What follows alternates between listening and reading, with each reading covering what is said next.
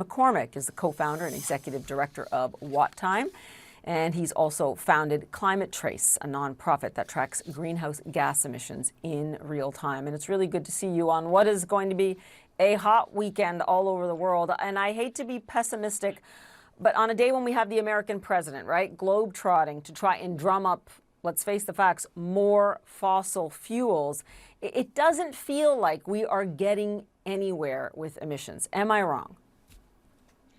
I agree that the last year has been pretty tough. The situation in Ukraine has only aggravated how much the global demand for fossil fuels just keeps going up. I like to zoom out sometimes and say, if you look on the timescale of the last few years, it's not all bad news. We are definitely making progress in sectors like electricity, where we're still lower emissions than we were in 2018. But the last year has been pretty tough for climate activists. Now, WattTime, your organization, claims to bend the curve of emissions, as you call it, and that you can realize those deeper, faster benefits of those emissions cuts. So if you're doing that, do you have any real-world examples? And crucially, is it leading to less of a reliance on fossil fuels? Yeah, so at WattTime, what we try to do is we try to say, how are the ways that new data makes it possible to move faster and cheaper to reduce emissions? And I always love examples like, for example, a new trend that we're seeing in corporate renewable energy is companies are buying more and more renewable energy because it's just good business. And they've actually started doing some very smart things like buying it in areas where wind and solar have more impact. So I'm intrigued by projects like Salesforce's decision to buy wind in Australia rather than nearby in California, because for the same price and the same amount of renewables, they were able to have a lot more impact in reducing fossil fuels. So we're seeing companies start to use data in ways to say, all right, if this is the budget we have or the time frame we have, how do we drive as much impact as possible? And that's really new in climate. We haven't seen that before.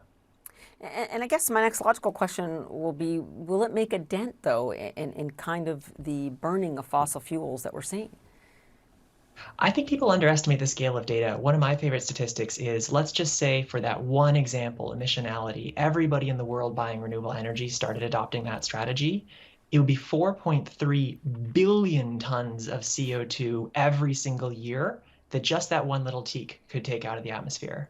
So I think it's true that we're up against a pretty serious problem, but people tend to underestimate how much higher emissions would be right now if we hadn't done so many smart things with data on energy efficiency.